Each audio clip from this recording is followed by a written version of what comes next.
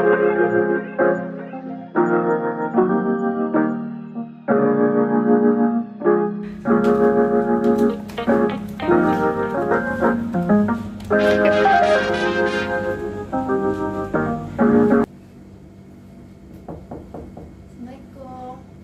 Waalaikumsalam. Silakan masuk.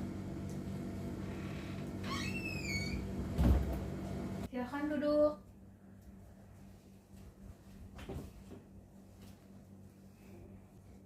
Baik, selamat datang sebelumnya. Bisa memperkenalkan diri Anda? Namanya Diana Sheila Krabi. Oke, panggilannya? Dian. Oke, Mbak Dia. Sebelumnya izinkan saya memperkenalkan diri saya. Nama saya Dina Aulia. Anda bisa memanggil saya Ibu Dina.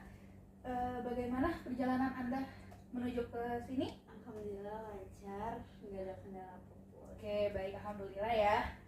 Sebelumnya saya ingin bertanya, apakah Saudari Dian sudah pernah melakukan konseling perorangan? Belum pernah. Oke, saya akan jelaskan mengenai apa itu konseling perorangan ya. Konseling perorangan itu merupakan jenis layanan yang dimana kegiatannya itu dilakukan terdapat beberapa hal, diantaranya itu ada asasnya. Apa aja asasnya? Itu ada asas kerahasiaan, dimana apa yang saudari ceritakan akan saya keep untuk diri saya sendiri dan tidak ada orang lain yang mencampuri. Yang kedua ada asas kekinian, dimana apa yang Anda sampaikan adalah hal-hal yang Anda rasakan saat ini juga, atau yang saat Anda rasakan sekarang. Lalu ada yang ketiga, ada asas kegiatan, dimana adanya langkah-langkah yang perlu ada dalam proses selama konseling perorangan ini. Dan juga yang terakhir ada asas kenormatifan, di mana adanya norma-norma atau cara berkomunikasi dua arah yang harus baik dan juga tersusun. Baik, jika itu yang saya sampaikan mengenai apa itu konseling perorangan, dan selanjutnya saya akan menjelaskan dan berbicara mengenai saya selaku konselor janji konselor.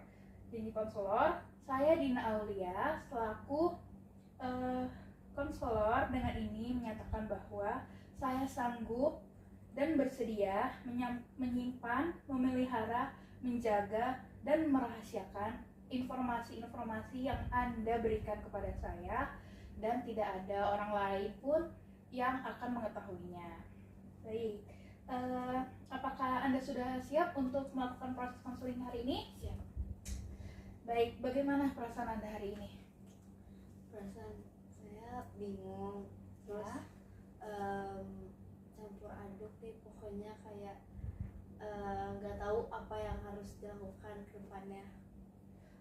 Kalau bisa diceritakan apa yang menyebabkan Anda merasa bingung, merasa campur aduk tersebut ya? Saya merasa dirugikan oleh teman saya karena saya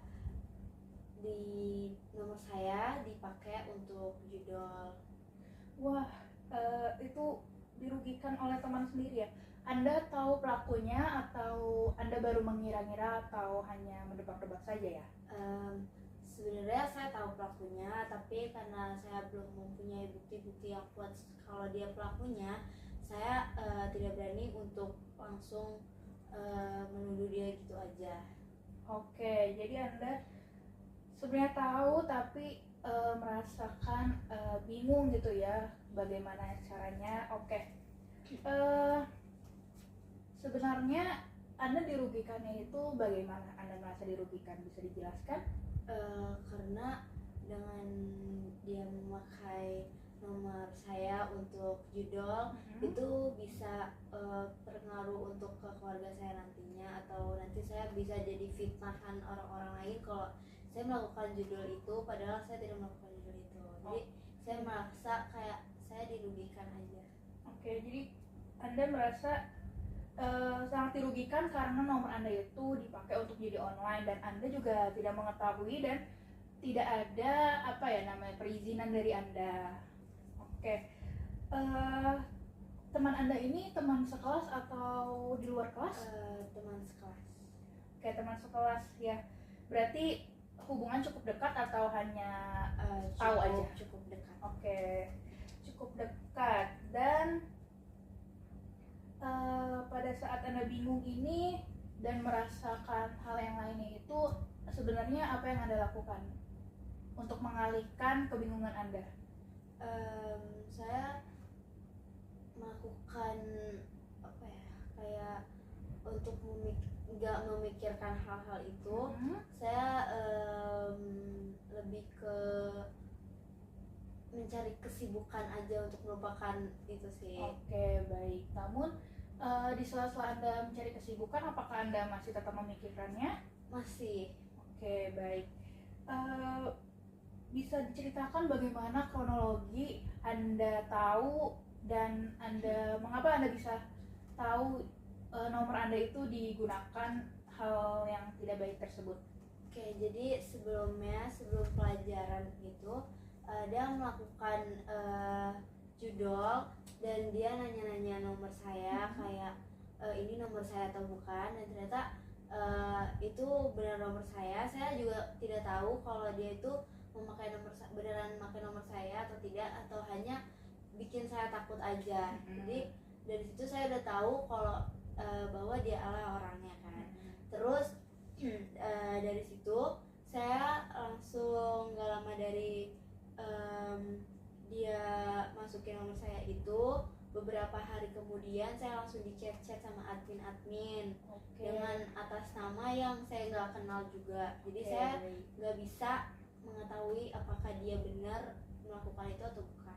Oke, baik. Jadi sebenarnya oknum tersebut atau tersangka tersebut sudah sering terlihat bermain menggunakan judi online ya, dan Anda juga mengetahui itu, tapi Anda berusaha untuk tidak peduli dan tidak mau tahu. Tapi setelah membicarakan tentang nomor telepon Anda jadi membuat spekulasi atau berpikir bahwa memang benar orang tersebut adalah yang menggunakan nomor Anda untuk hal yang tidak baik tersebut, dan membuat Anda kepikiran, jadi bingung dan merasa dirugikan. Oke, lalu bagaimana, apa yang sebenarnya ingin kamu lakukan? Sebenarnya saya ingin melapor ke guru BK atau guru-guru yang bersangkutan untuk mempertindaklanjutkan masalah ini, tetapi saya merasa takut. Apa sebenarnya yang kamu takutkan, padahal hal tersebut sudah merugikan kamu ya? Menurut saya takut kalau saya ngaduin ke guru atau ke yang lain, saya bisa dicap sebagai pencepu, atau saya bisa merasa dimusuhkan atau dibully lah nanti ke depannya. Oke, baik. Jadi kamu merasakan ketakutan hal tersebut ya. Jadi sebenarnya itu yang ketakutan itu menurut kamu itu hanya ada yang di pikiran kamu saja, atau memang sebenarnya itu akan terjadi sih hal tersebut? Sebenarnya itu kayaknya bakal terjadi, karena sebelumnya itu ada teman saya, dia tuh kayak bisa dibilang gimana ya? Bisa dibilang untuk pernah menjadi korban. Pernah menjadi korban, tetapi dari situ dia langsung menyuruh teman-temannya untuk membuli dari situ. Nah, karena saya melihat kasus sebelumnya, jadi saya juga merasa takut saya adalah nanti orang yang dibully ke depannya. Oke, baik. Bullyingnya itu berupa apa ya yang Anda tahu? Apakah verbal atau non verbal yang dilakukan oleh oknum tersebut bersama teman-temannya, atau mungkin? Menurut saya, setahu saya waktu kemarin teman saya itu disindir-sindir, terus dilabrak juga, kayak pulang sekolah dijegat gitu-gitulah segala macam. Oh, sudah melakukan bukan hanya verbal tapi pun non verbal juga dilakukan ya oleh oknum tersebut. Jadi bukan hanya kamu yang menjadi korban, tapi ada beberapa orang yang teman-teman kamu juga tentunya yang menjadi korban oknum tersebut. Dan oknum tersebut juga bukan, apakah hanya satu orang atau berbentuk circle atau geng? Circle atau geng. Berarti perkumpulan Oh ya, perkumpulan perkumpulan orang-orang anak-anak itu ya. Oke, baik.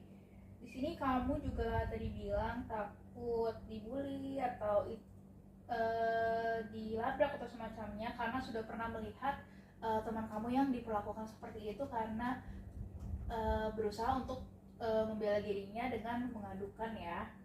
Jadinya kamu tidak berani lagi untuk mengadu kepada guru BK tersebut, padahal kamu juga merasa dirugikan. Oke. Lalu saya ingin bertanya, jika pada saat teman kamu tersebut dilabrak, apakah kamu melihat atau hanya mendengar saja? saya hanya mendengar saja dari orang-orang. Oke, baik. Di situ kamu jadi merasa drop ya tentunya. Baik, terus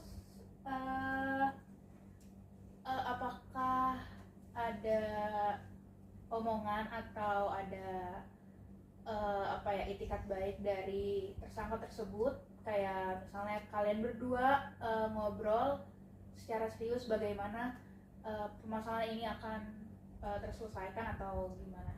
Saya pernah untuk membuka omongan empat mata sama dia, kayak saya nanya-nanya apakah kemarin dia beneran pakai nomor saya atau tidak.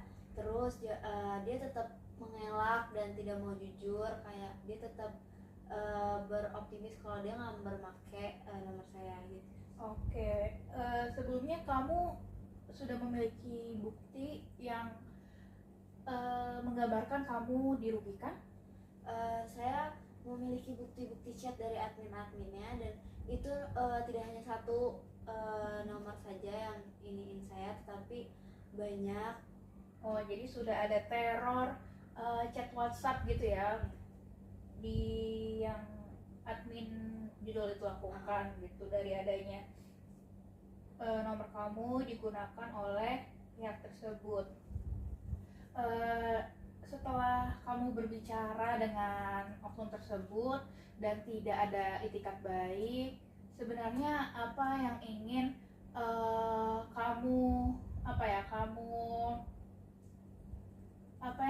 orang tersebut melakukan? Jadi kayak misalnya orang tersebut harus minta maaf atau berbicara apa dengan kamu, yang kamu inginkan orang tersebut itu melakukan apa? Menurut saya mau dia jujur dulu pertama, terus dia meminta maaf, dan dan dia harus bertanggung jawab apa yang dia perbuat, dengan mungkin dia ganti nomor saya atau apapun itu. Oke, baik. Jadi kamu tidak akan mengadu kepada guru-guru asalkan dia ingin bertanggung jawab atas apa yang telah dilakukan terhadap kamu ya. Oke, baik. Apakah itu saja yang ingin kamu sampaikan kepada orang tersebut? Cuman itu saja sih. Oke. Sejauh ini apakah kamu ingin memberanikan diri kembali untuk berbicara secara langsung untuk yang kedua kalinya, untuk menanyakan apakah ada itikat baik orang tersebut mengenai permasalahan ini? Sebenarnya saya ingin ngobrol lagi dengan dia, tapi saya masih merasa takut. Saya takut dia tetap gak jujur atau gimana. Tapi kalau nanti saya melakukan hal itu, dia jujur, saya nggak jadi ngelapor. Tapi kalau dia tetap gak jujur, saya akan ngelapor ke guru BK untuk ditindaklanjuti. Oke, jadi kamu akan memberanikan diri kamu kebelakangkan impact dari nantinya kamu akan dicap cepu atau dibully. Kamu tidak mempermasalahkan itu, kamu akan memberanikan diri untuk mencoba menceritakan kepada guru BK kamu atau guru-guru yang lain ya. Dan sepertinya kamu juga tidak perlu takut untuk berbicara jujur mengenai pelaporan apa yang kamu rasakan, apa yang kamu terima. Jadi kayak kamu harus bisa terbuka dengan orang-orang yang ada di sekitar. Oh ya, sebelumnya kamu sudah menceritakan ini kepada orang tua kamu atau keluarga kamu? Saya tidak berani untuk menceritakan ke keluarga atau ke saudara saya, tetapi saya menceritakan ini tuh kepada teman-teman dekat saya aja yang saya percayai, dan saya ingin mereka tuh mengasih saran kepada saya apa yang saya harus lakukan. Dan sarannya itu membuat saya menjadi bingung karena ada dua opsi. Ya. Dua opsinya tuh apa aja ya yang teman kamu utarakan? Yang pertama, teman saya itu bilang kalau saya harus mengobrol dulu dengan teman-temannya, teman pelaku ini, apakah benar dia pelakunya. Jadi saya untuk mencari tahu lebih lanjutnya, apakah dia pelaku. Kalau dia terbukti pelaku, baru saya ngelaporin. Teman saya yang satunya lagi bilang kalau langsung lapor aja karena itu bisa merugikan saya, dan saya juga menurut teman saya yang satunya ini, kalau saya ngadu ke temannya pelaku akan membela pelaku. Jadi sebenarnya ada benarnya juga antara dua teman saya ini. Jadi saya juga bingung apa yang harus saya lakukan. Oke, jadi dua opsi tersebut membuat Anda bingung. Anda juga tidak menceritakan kepada orang tua Anda dan keluarga Anda. Mengapa Anda tidak mau berkata jujur kepada keluarga Anda atau orang tua terutama? Sebenarnya saya tidak mau. Yang pertama, orang tua saya jadi kepikiran karena itu judul itu kan bisa saja saya diteror atau saya bisa saja disuruh tanggung jawab atas perbuatan pelaku itu, padahal saya nggak ngelakuin apapun, dan saya nggak mau orang tua saya jadi kepikiran aja. Oke, baik. Jadi kamu tidak kurang terbuka juga terhadap orang tua karena takut mereka kepikiran dan lebih lebih menyarankan untuk bercerita kepada teman-teman yang sudah Anda percaya. Dan sebenarnya Anda jika ingin udah sangat mengganggu sekali dan juga sudah memiliki bukti-bukti tersebut, Anda sangat amat bisa untuk melaporkan kepada guru-guru ataupun orang tua. Anda juga harus bisa berkata atau bersikap secara tegas, karena kan Anda merasakan dirugikan ya secara maksudnya Anda menjadi kepikiran, terus juga overthinking kayak nanti gimana ya, Anda jadi mempunyai spekulasi yang sangat mengganggu. Pasti tentunya juga mengganggu aktivitas Anda, pembelajaran terutama di sekolah, benar? Benar. Oke.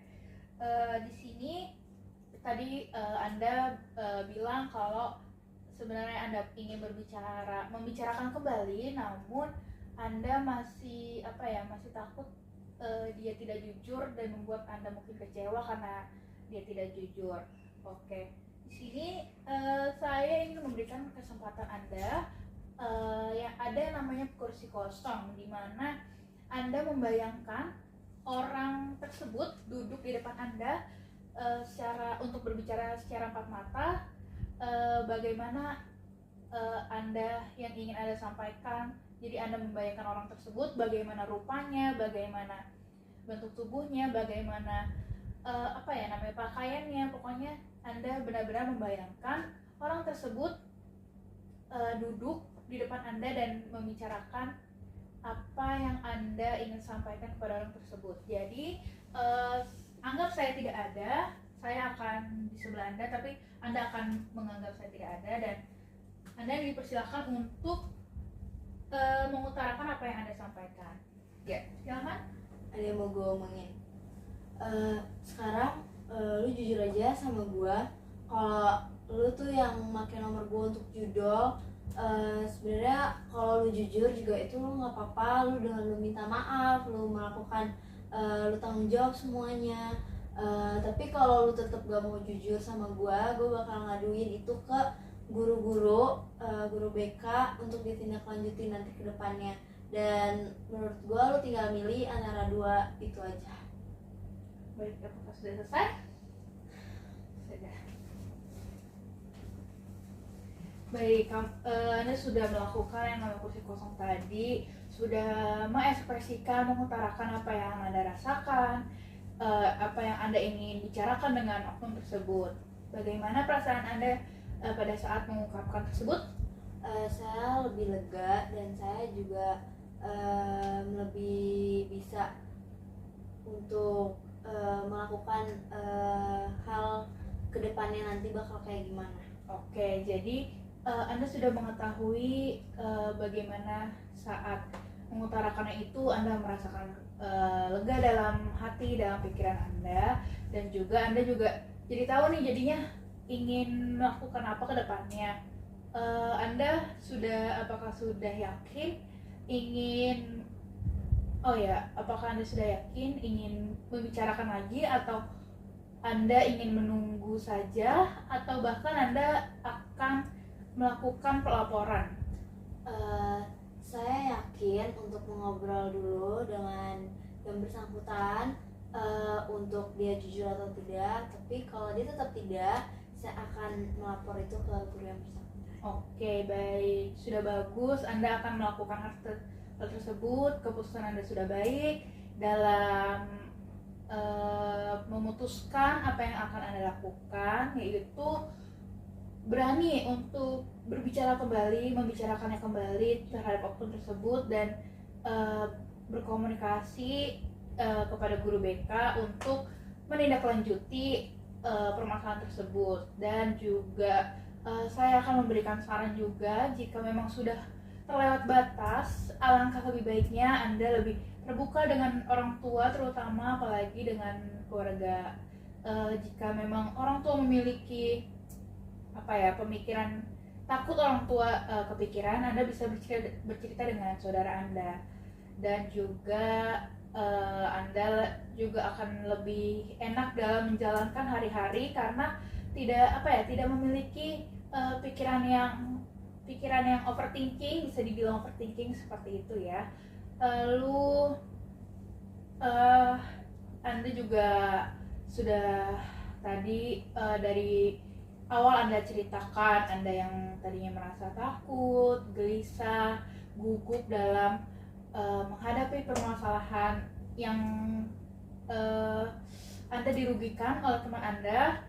Tadi ceritanya cukup menarik, dan juga permasalahan juga cukup serius untuk Anda, dan juga Anda juga sudah sangat amat memiliki kemajuan setelah melakukan konseling ini. Anda juga sudah ada bayangan tentang apa yang keputusan yang Anda ambil untuk kedepannya. Nah, bagaimana setelah Anda ceritakan semua keseluruhan cerita ini, melakukan sesi konseling ini, Anda merasakan apa, atau adakah keluhan, atau malah Anda menjadi lebih baik?